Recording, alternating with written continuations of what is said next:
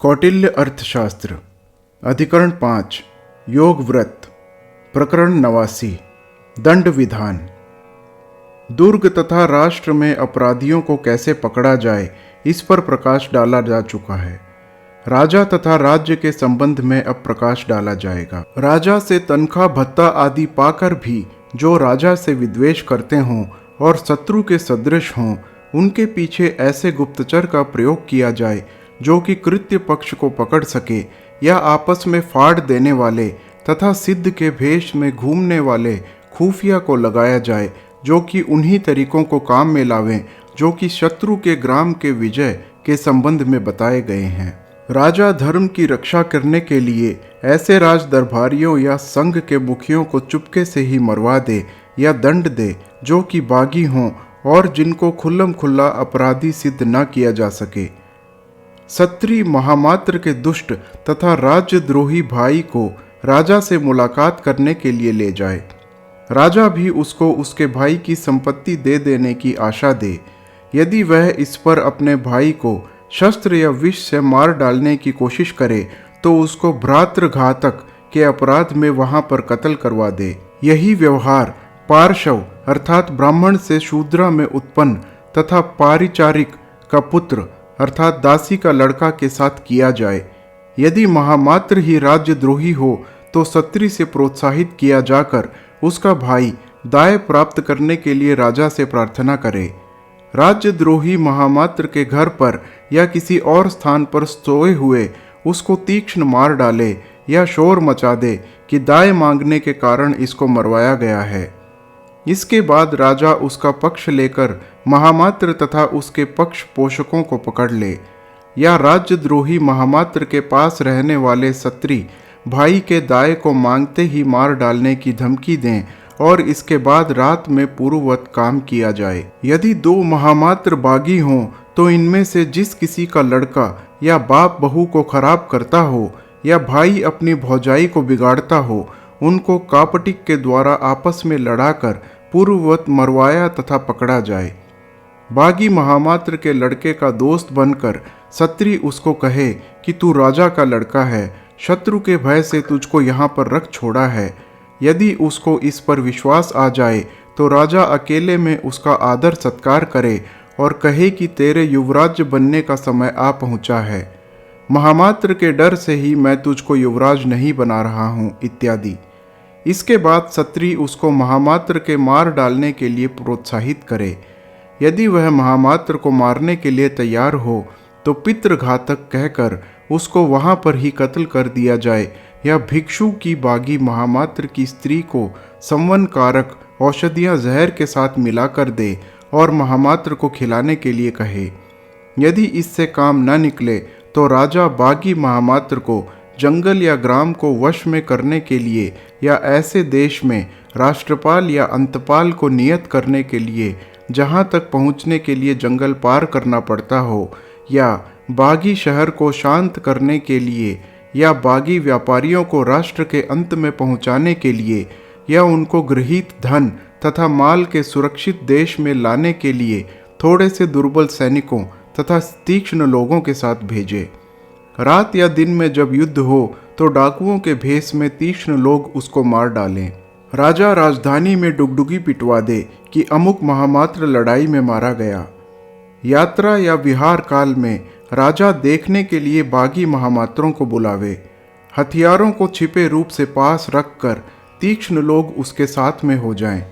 मध्यम कक्ष में पहुंचते ही जब उनकी तलाशी ली जाए तो वह कहें कि बागी महामात्रों ने ही हमको हथियार लेकर आने के लिए कहा है।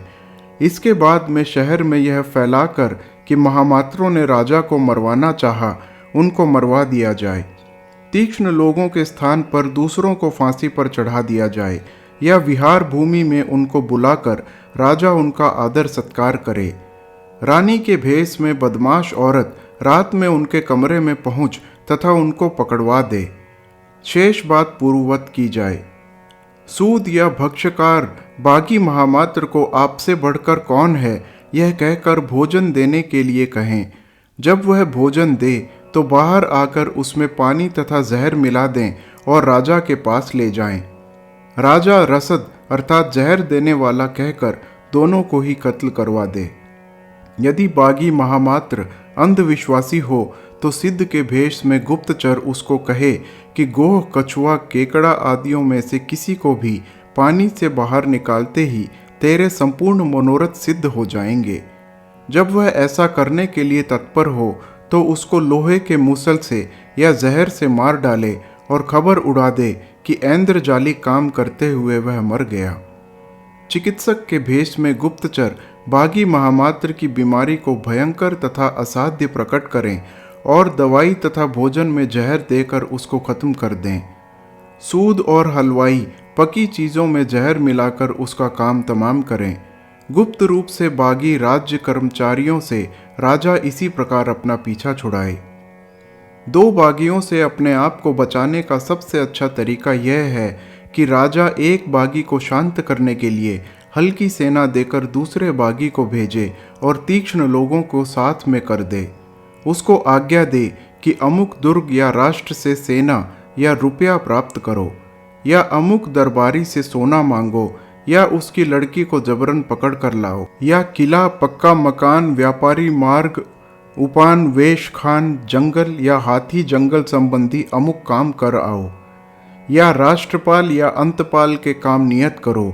जो तुम्हारी बात में अड़े या विघ्न डाले उसको कुछ भी सहायता न हो, या अमुक व्यक्ति को कैद करके ले आओ इत्यादि। इसी प्रकार दूसरे बागियों को सूचित करे कि अमुक बहुत ही उद्दंड है, तुम उसकी उद्दंडता को दूर करो। जब यह लोग लड़ें या एक दूसरे का काम बिगाड़ें तो तीक्ष्ण शस्त्र फेंक कर छिपे तौर पर मार डालें। इस अपराध में उन बागियों को पकड़कर दंड दिया जाए।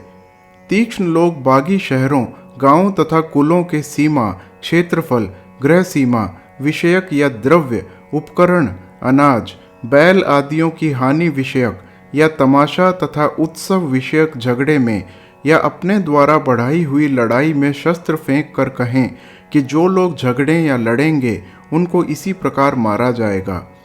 इसके बाद मारने के अपराध में वह लोग पकड़ लिए जाएं।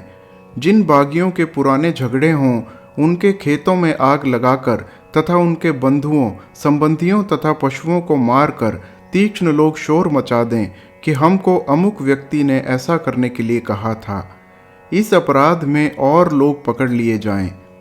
गुप्तचर दुर्ग तथा राष्ट्र के बागियों का आपस में सहभोज करवावें और रसद लोग उनको एक साथ जहर दे दें। पीछे से इसी अपराध में राजा अन्य बागियों को पकड़ ले। भिक्षुकी किसी बागी मुखिया को कहें कि राष्ट्र के अमुक बागी मुखिया की स्त्री, बहू, लड़की तुमको चाहती है। यदि उसको इस बात पर विश्वास आ जाए तो उसकी अंगूठी आदि लेकर राजा को दे दें। राजा भी अमुक मुखिया जवानी के जोश में आकर अमुक मुखिया की स्त्री, बहू या लड़की को चाहता है, ऐसी बात कहें। जब दोनों रात में आपस में लड़ें तो उनको पूर्ववत मरवा दिया जाए। युवराज या सेनापति सैन्य द्वारा दबाए गए बागियों के साथ पहले तो कुछ रियायत करे और पीछे उनसे रुष्ट होकर अलग बैठ जाए। इसके बाद ऐसे ही बागियों की थोड़ी सी सेना को उनको दंड देने के लिए भेजे और तीक्ष्ण लोगों को उनके साथ में कर दे। इसके बाद संपूर्ण बातें पूर्ववत की जाएं। उनके लड़कों में से जो बदले के भाव से रहित शांत चित्त हो उसी को पिता की संपत्ति मिले। इन्हीं तरीकों से देश राजा के पुत्रों तथा पौत्रों के भक्त बने रहते हैं और भिन्न भिन्न बागी तथा स्वार्थी पुरुषों के कारण कष्ट में नहीं पड़ते हैं। यदि राजा भूत तथा भविष्य में किसी भी प्रकार की गड़बड़ न देखे और पूर्ण रूप से संदेह रहित हो तो अपराधियों के अपराध को क्षमा करते हुए अपने तथा पराये देश के लोगों पर तूष्णी दंड अर्थात चुपके मरवाना या दंड देना का प्रयोग करे। हर हर महादेव।